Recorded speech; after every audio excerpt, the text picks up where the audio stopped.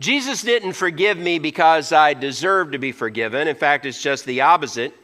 He forgives me because there's no way I can pay the price for my own sin. This is what we mean when we talk about grace. Grace is a word we throw around in church a lot. And this is what it means, that he will forgive us even though we don't deserve it at all.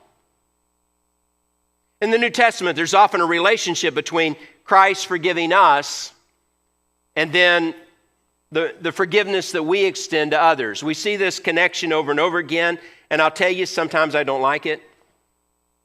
Sometimes I wish it wasn't there. But it's a theme we see over and over again. In Ephesians chapter 4, Paul writes, "Be kind to one another, tenderhearted, forgiving one another, just as God through Christ has forgiven you." I was looking at this, and formulas and numbers and things like that kind of make sense in my mind. And it says, just as. Doesn't that sound kind of like an equal sign? In the same way as. On the Sermon on the Mount, Jesus said, "For if you forgive others their trespasses, your heavenly Father will also forgive you. But if you do not forgive others their trespasses, neither will your Father forgive your trespasses." Doesn't it make it sound like our forgiveness is conditional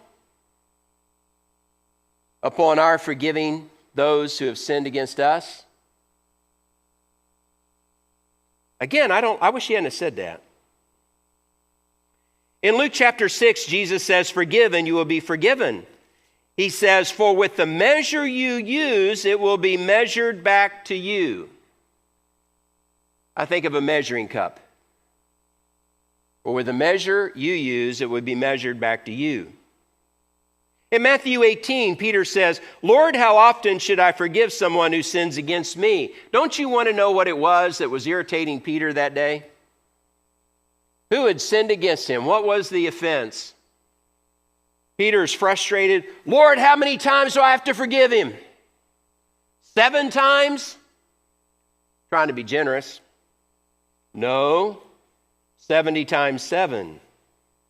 And then Jesus tells the story about a servant who owed his master a great deal. It was such a great amount that he had no hope of ever paying the price.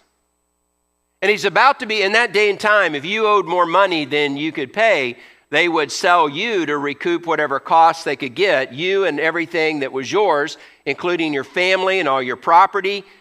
Ooh, that would cut down credit card debt, wouldn't it? This guy had no way, no hope of ever being able to repay what he owes. And so he goes in and he begs the man that he owes for some grace. He actually is asking for time, like enough time is going to make it work. And the man understands, the master understands what the situation is, and so he forgives him absolutely and completely. He walks out of there. He walks out, and the next thing he sees is almost like the very first thing he sees this other man who owes him a few bucks. And he goes over and he grabs him and he orders him, "I want you to pay everything you owe me."